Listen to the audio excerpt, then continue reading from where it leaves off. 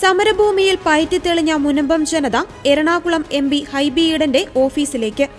March 4-നാണ് Munambam MPക്ക് 610 കുടുംബാംഗങ്ങൾ ഒപ്പിട്ട ഭീമഹർജിയുമായി സമരക്കാർ എത്തുന്നത്.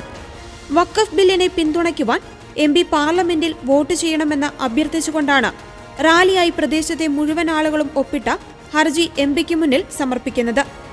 മുനമ്പം ജനത ജയിപ്പിച്ചുവിട്ട ഹൈബി ഈഡനെ തൃശങ്കുവിൽ നിർത്തുന്ന രീതിയാണ് മുനമ്പംകാർ സ്വീകരിച്ചിരിക്കുന്നത്. തന്നെ വോട്ട് ചെയ്ത് ജയിപ്പിച്ച ജനങ്ങൾക്കൊപ്പം നിൽക്കുമോ അതോ അവർക്കെതിരെ നിൽക്കുമോ എന്നുള്ളതും ഏറെ ചർച്ചാ വിഷയമാകും. ഹൈബി ഈഡൻ ഇക്കാര്യത്തിൽ എന്ത് തീരുമാനമെടുക്കുമെന്ന് നോക്കിക്കാണുകയാണ് മുനമ്പത്തെ ജനത. 5 ബസ്സുകളാണ് റാലിക്കായി ഒരുക്കിയിരിക്കുന്നത്.